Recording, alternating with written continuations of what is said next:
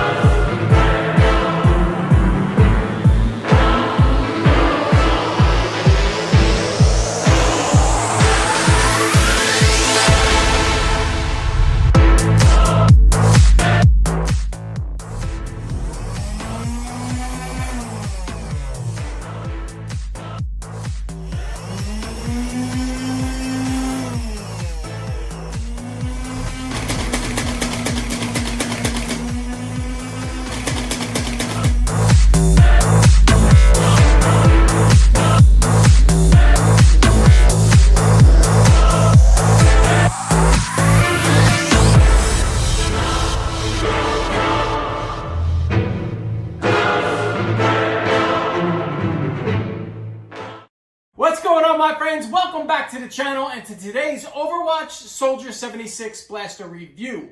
Guys, this blaster average retails for $119, or at least that's what I paid for it currently at GameStop. Now, due to the fact that this is an Overwatch themed blaster, this is going to fall into the special editions category, thus the inflated price tag. But also part of this collector's pack for that price is this cool Soldier 76 replica mask. Now, the Soldier 76 blaster is a 30-round capacity, fully auto, but it's actually easy to control semi-auto fire as well, blaster that is hopper-fed and requires 6D batteries. It is not currently compatible with any of the rechargeable packs that Nerf currently offers, and honestly, that's pretty much a buzzkill in my opinion. Now, being that this is a special editions blaster, guys, I was not under the assumption that this was actually going to be a blaster that changed or revolutionized the Nerf game, but being that I like to actually collect Nerf blasters, this was a really nice addition to the collection. But it is not without its faults, so we're going to get into that in a little bit. But before we do, I want to head over to the indoor range test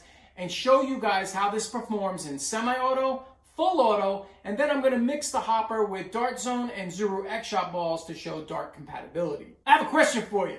What did you guys think of that intro? Do me a favor, leave your thoughts in the comments section. All right, let's get over to the range.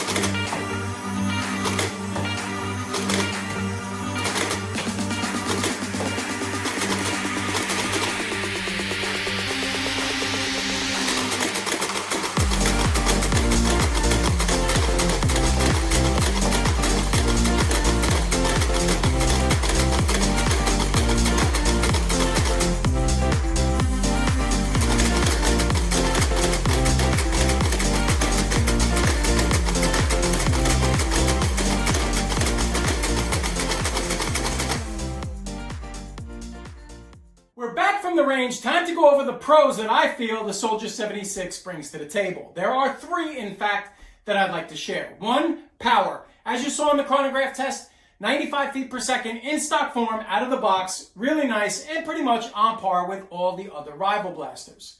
2, ammo compatibility. I had no problem firing Nerf official high impact rounds, Dart Zone, tactical ammo, or the ZURU X-Shot Chaos ammo. The 3rd would be the build quality. Guys, as you can see from me holding this, it's extremely large, but you know what? Nerf didn't actually skimp on the plastic. This thing feels like you're holding a tank.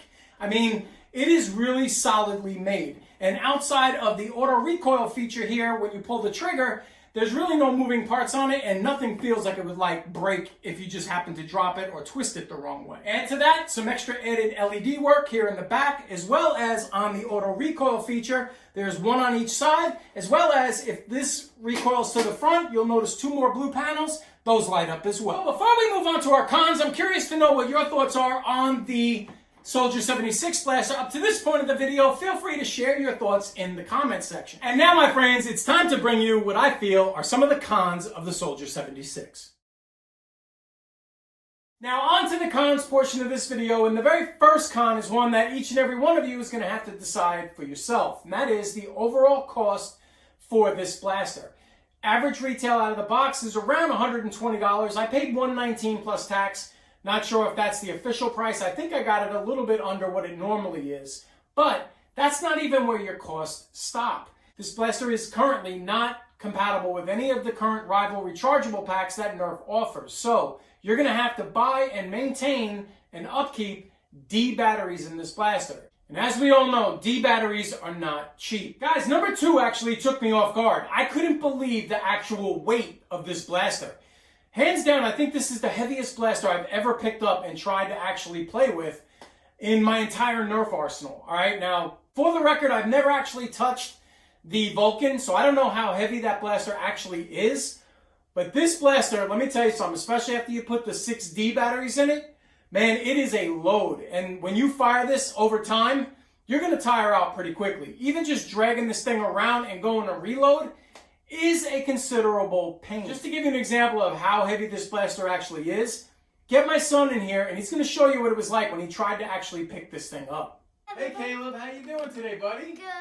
All right, buddy, you got the Soldier 76 blaster right there. This is super heavy. Can you use this? No.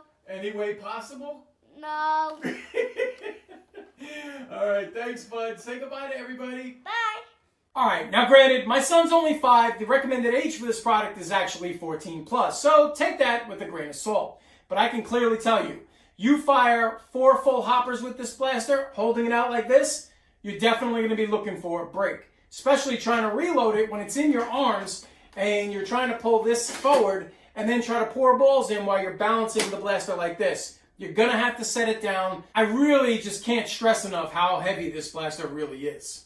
The 3rd con, in my opinion, for the Soldier 76 is definitely the hopper and how wide the loading mechanism is for you to actually pour balls into the hopper. It's actually pretty narrow, and to give you an idea of just how narrow, I'm going to line it up side by side with the Perses, and you'll kind of get a feel for what I'm talking about. Now, where my issue lies with this hopper is actually how wide the opening is for you to pour the balls in. It's only about 1 inch wide. So if you actually felt like the Perses hopper was a little bit narrow in order to load, well, you're really going to find the Soldier 76 to even be smaller.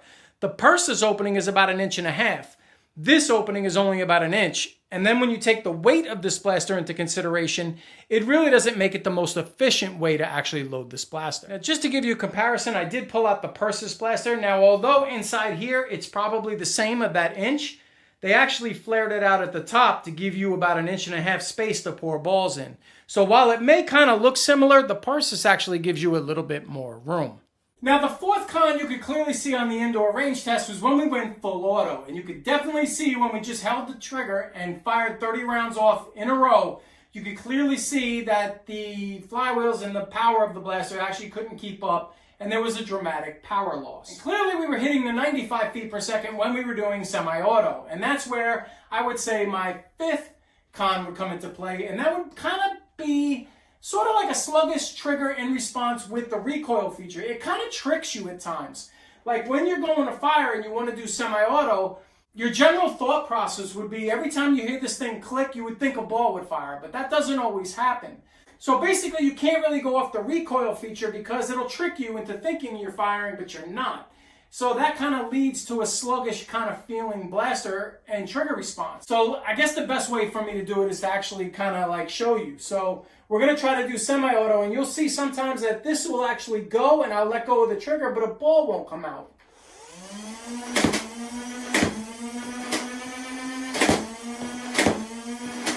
See right there? See?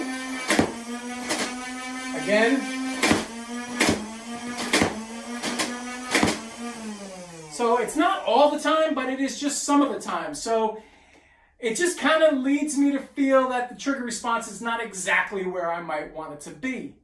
Now guys, if you're wondering what my personal thoughts are on the 76 blaster and whether or not I would recommend you to buy it or not, look, the rules when it comes to special edition blasters in my mind do not apply it the same way as when you're looking at a blaster to buy for practical purposes. These blasters have extremely inflated price tags, and although this one comes with a cool collectible mask, while not the most comfortable to wear and actually a Nerf war, I don't even think it's practical. It is very cool for cosplay as well as just, you know, as a collectible to kind of put on a shelf and display. The blaster performance was one that I did not honestly believe, even when I bought this, that was going to take the place of the Perses. I actually liked the way this blaster looked, wanted it to add it to my collection, and that was really the main reason for my purchase. I've shown you the pros, I've shown you the cons. God, my arm's just getting tired from actually maneuvering this with one hand, to be honest with you. So honestly, this decision's gonna have to come down to you. And as always, my friends, time is a valuable commodity, and I do appreciate all of that time that you decided to spend with me. See you guys on the next video.